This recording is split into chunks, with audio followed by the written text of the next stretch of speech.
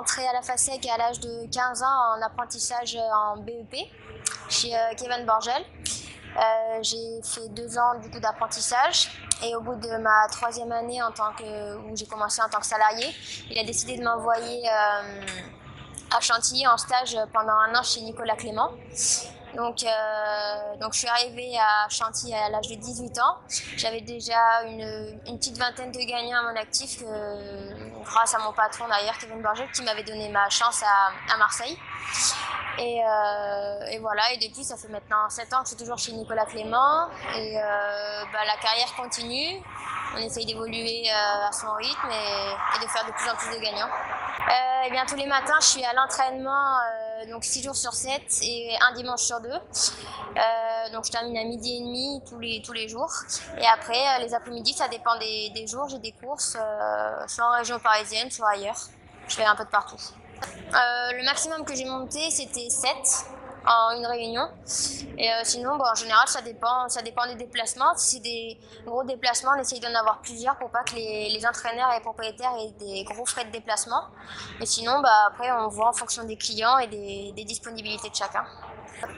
Le plus la compétition, l'adrénaline qu'on a dans les courses, cet effet quand on gagne, et la relation avec le cheval aussi.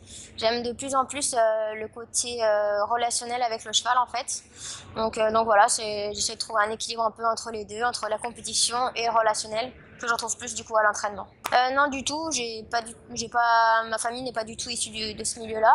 J'ai commencé à 7 ans le cheval en club. Et voilà, je voulais en faire mon métier depuis le début, c'était directement ma passion.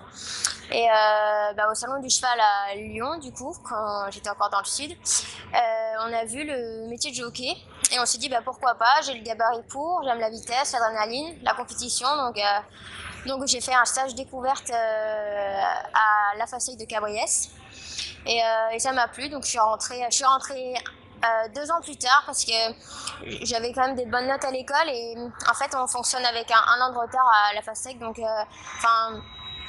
il aurait fallu que je redouble en fait en fonction de mon âge, donc on est rentré 2 ans plus tard et voilà, il y a eu les sélections et après j'étais prise dans l'école. Je lui conseillerais de tout d'abord déjà de faire un stage découverte, voir si ça lui plaît voir s'il aime ça et surtout de s'accrocher parce que c'est un métier où il y a c'est un peu les montagnes russes, ça monte et ça descend tout aussi vite et il faut s'accrocher. Le plus dur dans ce métier c'est le mental, c'est pas forcément le physique, c'est surtout le mental. Et voilà, s'il veut y arriver, il faut rien lâcher. Ouais, il y a de plus en plus de femmes, notamment grâce à la décharge qu'ils ont accordée en plus pour les femmes il y a 2 ans maintenant. C'était bien parce que ça montre aussi que dans ce métier-là, les femmes sont tout autant capables que les hommes d'y arriver. Et voilà, moi je trouvais que c'était une bonne chose et en effet, on est de plus en plus nombreuses, même dans les écoles.